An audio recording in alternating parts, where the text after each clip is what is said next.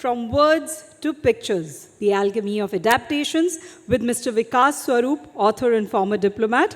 The session will be chaired by Mr. Ravi Shankar, consulting editor, Sunday Standard. But before we invite the gentlemen onto the stage for the session, we have a video that we would want all of you to take a look at. एक minute फिर से शुरू करते हैं।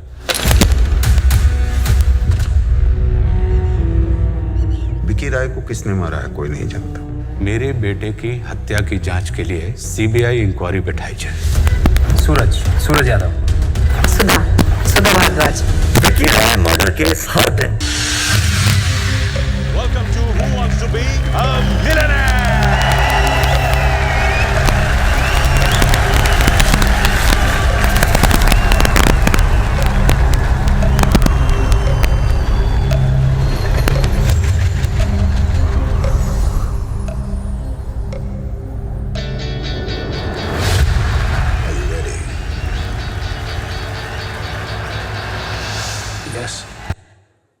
All right, so can we have both the gentlemen on stage with a big round of applause from all of you?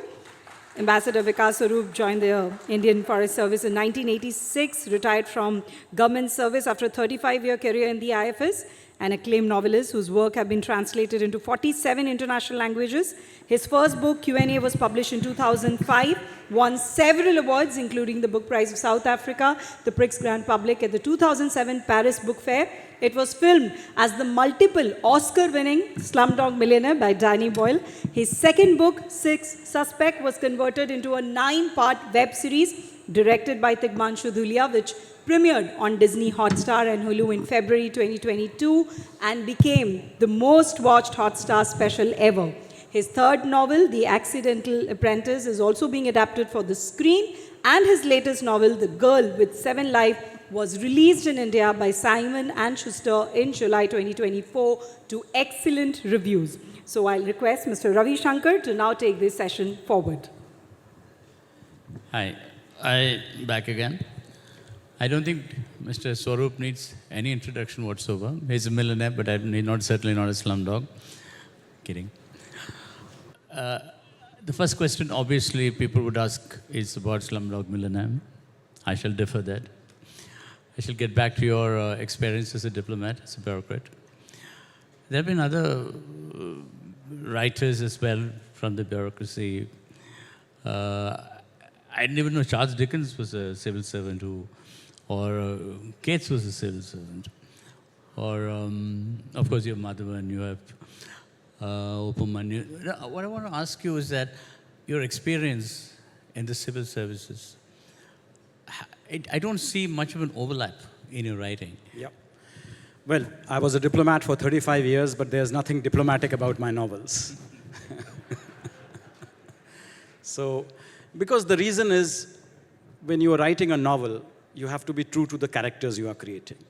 I mean, people say that, why didn't you write about India of the call centers, rising India, shining India, and things like that. And I said, because I was writing a novel, I was not writing a tourist brochure about India. But having said that, I have tried to explore different strata of society in each of my 4 novels. So the first novel, Slumdog Millionaire, as you know, which became Slumdog Millionaire, was about the underclass. Six Suspects was a look at India through 6 different eyes. You had a Bollywood actress, you had a politician, a very powerful politician, you had a just recently retired bureaucrat, you had a mobile phone thief, you had a tribal from the Andaman Islands, and you had Larry Page coming all the way from America. So the idea was to look at India through a polyphonic narrative where 6 different people, tell you their own versions of our country. In the third novel, The Accidental Apprentice, I explored I would say, the world of the middle class. Sapna Sinha, 23-year-old sales girl, gets the offer to become the CEO of a $10 billion company and how that changes her life. And again, for this new novel, The Girl with the 7 Lives, I have returned back, in a sense, to the world of Q&A, a look at the underclass, but then through the lens of a female protagonist rather than a male one. In Q&A, the first book, which became the Slumdog Millionaire, I find some curious things. Like, for example, the protagonist, he's Ram Mohammed Thomas, right? Ram Mohammed Thomas, not Jamal Malik. All right. So and also the other ones also I see, does it represent in India? Is it a greater allegory, Yes. metaphor? No, absolutely. Because you see, when I was writing this novel, I wanted my protagonist to represent the microcosm of India. And in India, unfortunately, your name becomes a very particular thing. The moment you say your name is Avdesh Prasad Mishra, you tell so many things about yourself. You say you are a Hindu, you are a Brahmin, you are from North India, probably UP or MP or Bihar, and probably you are a vegetarian. So there are 4 things I know about you just by knowing your name. And I wanted my hero to transcend these barriers. So that's why I gave him this name, Ram Muhammad Thomas. Now with that name, you really don't know, is he from the north, is he from the south, is he Hindu, is he Muslim? He is India. Right. Now, one overrunning theme I feel in that book particularly, is about poverty. Poverty, I don't mean just financial. I mean spiritual, I mean emotional, personal.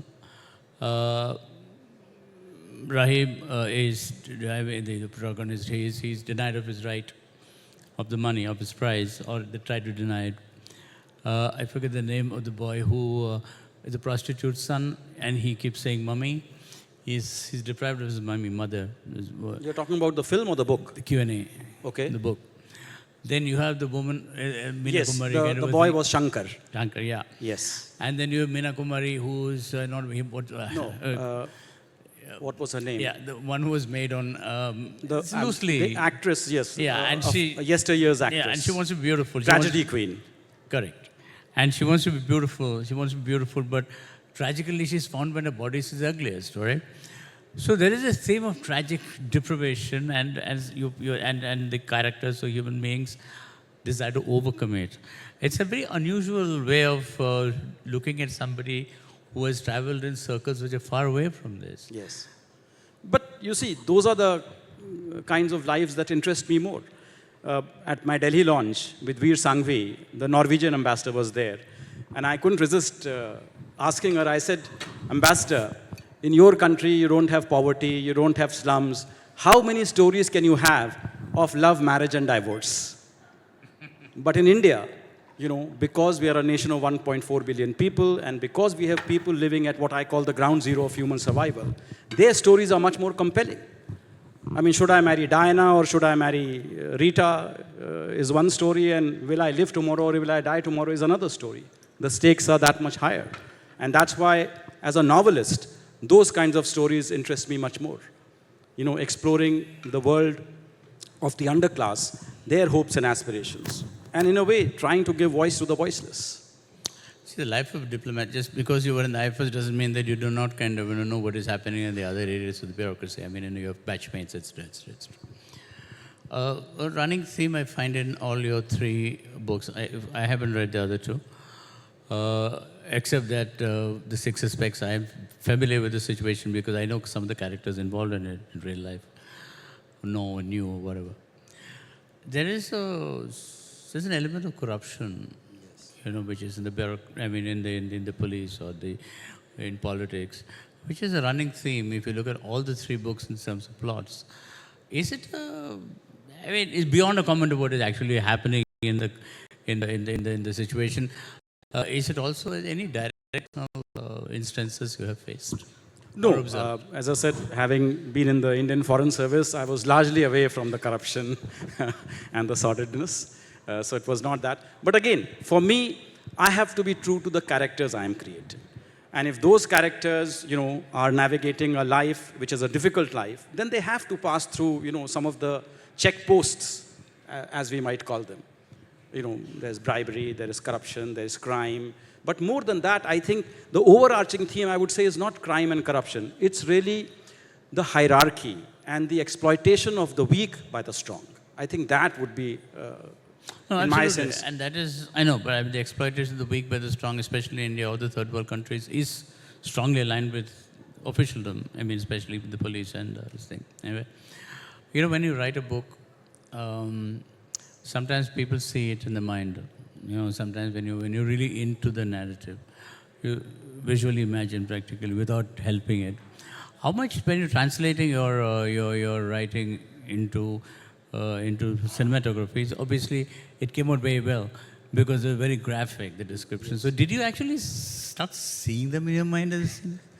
No, BBC asked me this question after my first book came out, that when you were writing it, could you visualize it as a film? And I answered that I couldn't even visualize it as a book because, for a first-time author, what are the chances of even getting published? But look, I do write in a very visual kind of way because the way I write is I first imagine that scene in my head and then I sort of transcribe it onto my computer. So that is why when somebody is translating that book for an adaptation into the screen, probably it's an easier adaptation. But having said that, let me make it very clear, when I'm writing the novel, I'm writing the novel. I do not have one eye that, oh, tomorrow this might be a film or a web series, so let's put in those kinds of elements which will translate better into a film. Because then I think it will neither be a good film, neither will it be a good book. No, you partly misunderstood my question. I didn't ask whether you're writing it to make a film. I was asking you whether you see it in your mind as a reel. So that's what I said. That's continuous. That's what I said, that I first visualize the scene in my head and then I write it. So that is why when you are trying to yourself visualize it for the screen, you can create that mental image in your head because that same mental image was in my head when I wrote it. Yeah, because writing is a very visual. So do you draw? Do you draw pictures? No, I don't draw pictures at all. In fact, I have writer's cramp, so I cannot hold a pen for very long. Okay, let me ask you about the process. Again, getting back to it, the Six Suspects it's loosely based on Jessica Lal's murder. By sheer coincidence, I was there, when it was, but unfortunately, I was in the terrace, so I didn't see. You were at that pub? Yeah, I was at the party. Oh my God. And I was upstairs. There was a terrace upstairs, so I wasn't there exactly there. You heard the gunshot? I don't know. I don't think I heard the gunshot, but there was a lot of noise happening there. But I could see how it was contained so effectively and so quickly because there were people who knew people. I mean, they were connected, right? So that really represented Delhi. It has come from there, you have taken it on further. It had taken it on further. And what was your purpose in taking it further? Because it was an elastification of the corruption, the story of corruption, so the cover that's of a good question.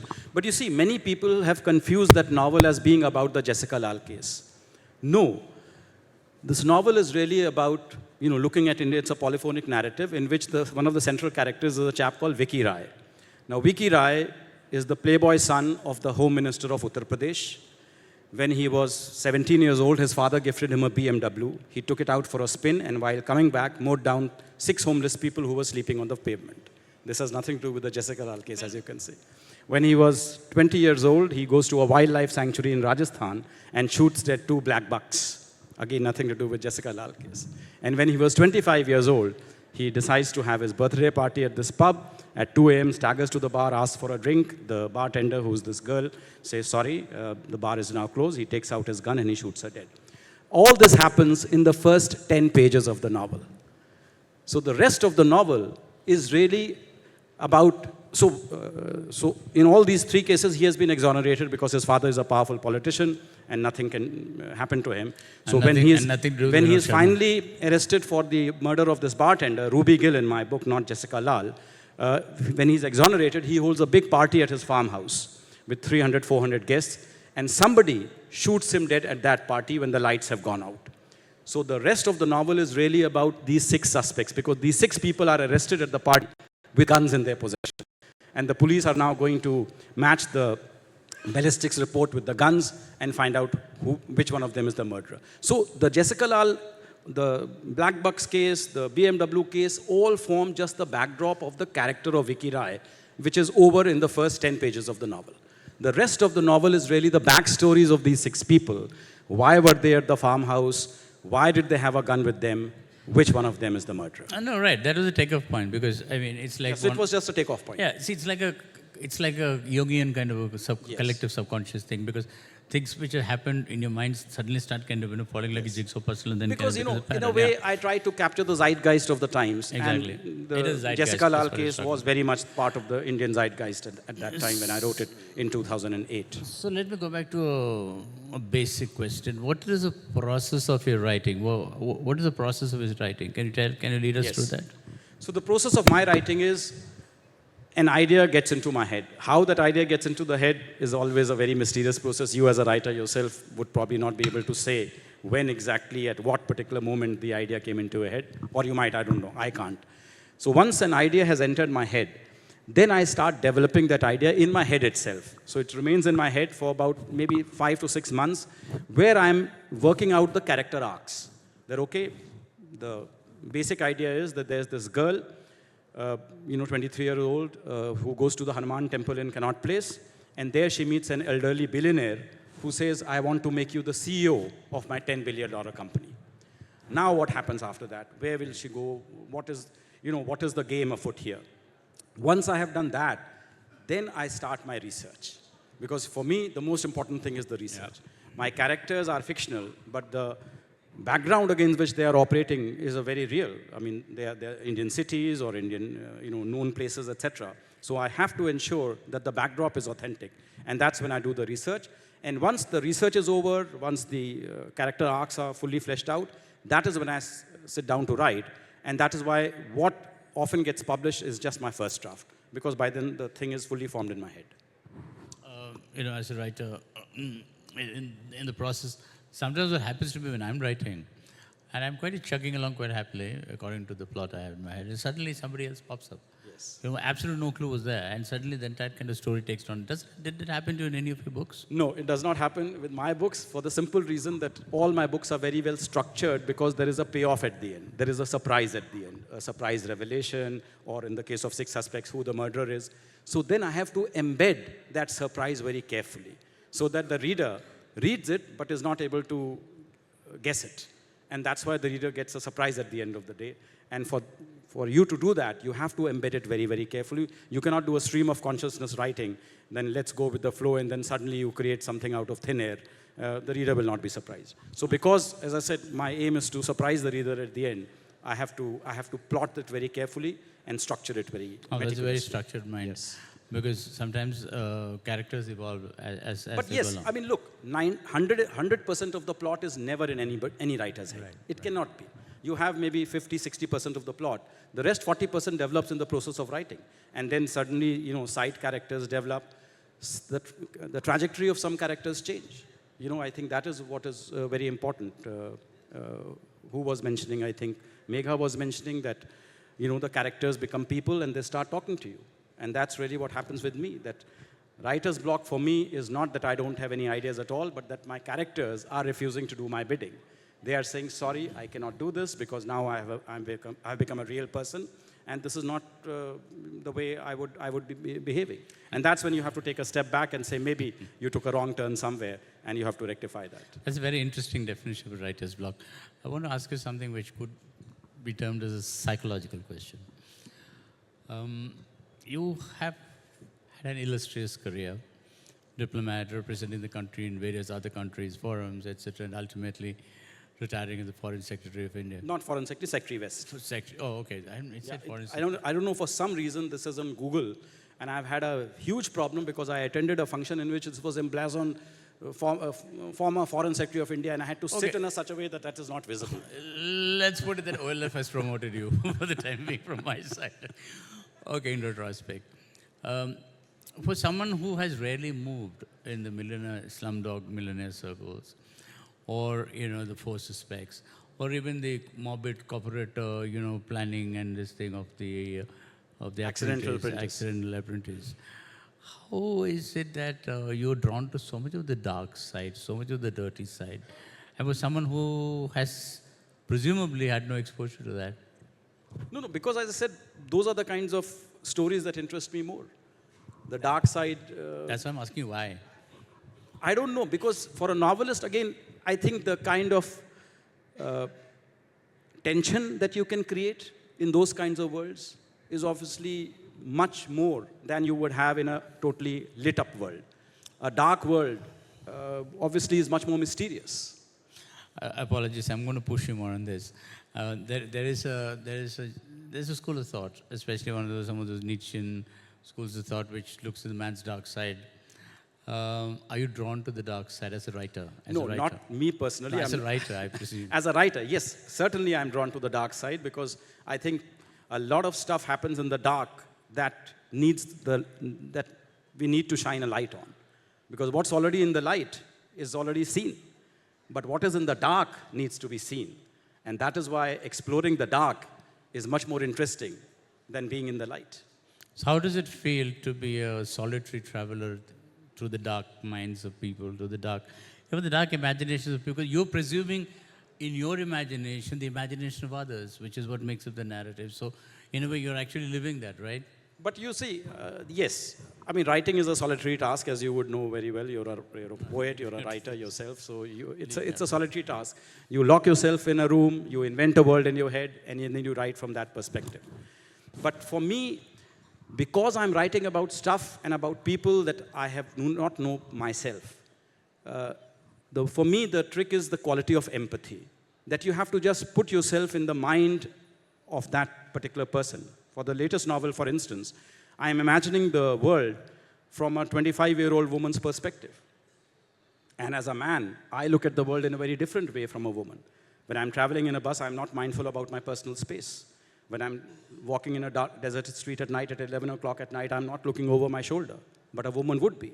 So I had to really think of the world as it would appear to a woman and put myself in the shoes of that woman and then work from that perspective. I think so Neil empathize with that. At the end of the day, I believe all human beings are the same. You just have to take something out of the equation or put something into the equation because our emotions have remained the same since the time of Aristotle. Since the time, whether Shakespeare wrote about those or you are writing about it or I'm writing about it, our emotions have remained the same as Homo sapiens. So I can see that now you're slowly kind of waking up. So do you, talking about myself, you know, when I saw, read a part of Q&A and saw the movie, I'm not going to ask you which is better. I mean, that's a stupid question, the movie or the book. But it shook me up, all right? I mean, that incident of where they get into that sewer. Yes, that is not in the, the shit scene is not in the book. I know. And it's the whole desperation of those people, you know, and the completely disinterest. I mean, the cop is completely disinterested in what happens to that guy. All he wants to do that, right? It really shakes you up. I mean, you get emotionally invested in what is going to happen to the characters, though you hopefully, you know, how involved do you get in the life of your characters? No, you have to get very involved because without that, you will not be able to write from the sense of authenticity. So that if, like Shankar, when Shankar dies in Q&A, when I read that, I had tears in my eyes. So I said, if I can cry, then the reader can also cry. And that is why, for me, that is very important. That I have to fully emotionally invest myself in the life I am creating, because only then will it be seen as an authentic life. It's often said that a writer pours everything he or she has into the first book, and that's, I don't know the best book or not, but he gives it the best he's got. Has the emotional voltage you have imbued and you have felt while writing and imbued into the Q&A, has it continued in your subsequent books? No, first of all, I want to make it absolutely clear that there is nothing of myself in my books. Yeah, I mean, in the sense, many first books are autobiographical. Arundhati Roy's book was, to a certain extent, influenced by her own personal experiences. Yes, I suppose, you know, what you have perceived, etc., does filter into your writing. But what I am, I mean, my life does not filter into my writing. But yes, for instance, in Q&A, Shankar gets rabies and he dies. And I actually saw a young boy who used to play cricket with me actually get rabies. And when the dog had bitten him, his mother came to me and I said, please take him to the hospital. And they said, no, we have given him some ointment and he'll be fine. And within 7 days, he was dead. So that filtered into the fictional Shankar. So what are your plans as a writer? You're still young. What are my... Yeah, look, now I have done 4 books. So I think that, you know, there is a body of work, so to speak. And now that I have retired from the Foreign Service, I have more spare time on my hand. But the hardest thing for a writer is to decide what to do next. Because, if you decide on a wrong project, you take a wrong turn, 6-7 months of your life are wasted, and then you realize that, no, this does not interest me any longer. So apart from fiction, I'm also being pulled in another direction by geopolitics, which has been my vocation for 35 years. 2 publishers have approached me for a book on geopolitics, for instance. So I'm still debating whether, my next book should be a fictional book or it should be a non-fiction book on geopolitics. I think I'm waiting for, the hoopla around this particular book to subside. I think of it as a circus, and I'm a performing monkey at the moment for my publishers. But once that is over, then I'll probably take a step back and decide what to do next. Geopolitically, let's change the topic there. I mean, geopolitically, do you see this Quad, this BRICS, actually become a serious challenger or a serious local a local entity powerful enough to resist the Western lobby? No, I think what the Russia-Ukraine war has shown us very clearly is the West still calls the shots. The West still calls the shots. Yeah. So anyone who writes the obituary of the West, I think it will be premature. The West may be in decline, but the West cannot be written off because, when Russia invaded Ukraine, Russia had already gobbled up Crimea in 2014, and President Putin just got a slap on the wrist. Nord Stream 2 continued. Germany continued to purchase oil and gas from Russia to the extent of 55%. So when he invaded Ukraine, he thought, I'll get a double slap on the wrist, that's about it. But he was saddled with the mother of all sanctions, to the extent Russia was even cut out from the SWIFT global payment system. So this tells you that, if the West really wants to tighten the screws on you, they still can, because most of the levers, of the modern day world are still controlled by them. The World Bank, the IMF, they are still controlled by the West. So you don't think an alternate currency to the dollar is going to happen? No, D-dollar, you see, if Trump is elected on the 5th of November, and if Trump imposes a 10% or 20% tariff on the rest of the world, then I think there will be a big move towards de-dollarization. Because then people will say, we don't want to trade with America if America doesn't want to trade with us. Let's create an alternative currency. And I think that will, I should say, speed up the moves towards de-dollarization. But alternate currencies have always, they're nothing new. For example, if you remember, even when Rome was ruling the world at that time, there were coins which were stuck in the name of the, Greek, the Egyptian pharaoh or something. There's so many alternate currencies which have been in circulation. So you can't say that it's beyond a possibility, right? No, it is not. But you see, despite all those moves, the dollar still remains the predominant currency. Yeah.